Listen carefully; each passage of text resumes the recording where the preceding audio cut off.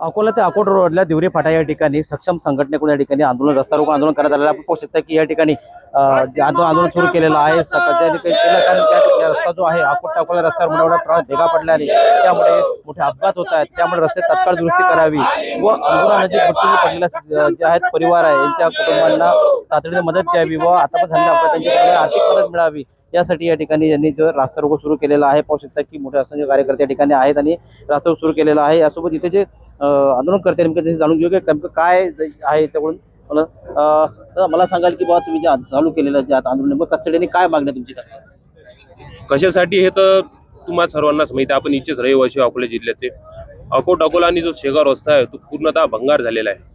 इथं two wheeler वाला इथं ज्या मोठमोठ्या भेगा पडलेल्या आहेत ते भेगा नसून हे मृत्यूचं दार आहे आपण याला असं म्हणू शकतो।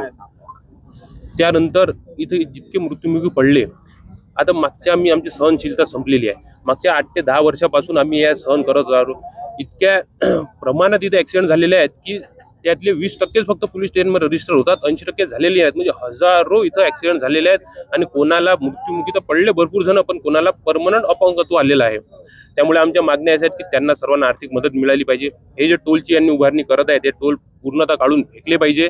त्यानंतर हे जे भेगांमध्ये जे नुसतं सिमेंटचं पाणी भरत आहेत काहीतरी दिखाव्यासाठी करत आहेत, दिखावा न करता चांगल्यारीत्या हा रस्ता दुरुस्त झाला पाहिजे आणि जे मृत्युमुखी पडले त्यांना न्याय मिळाला पाहिजे। संबंधित अधिकाऱ्यावर कारवाई झाली पाहिजे।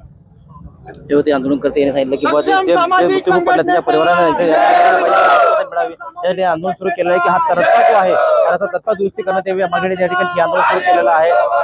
गणेश सोनवणे, मराठी, दिवरे फाटा, अकोला।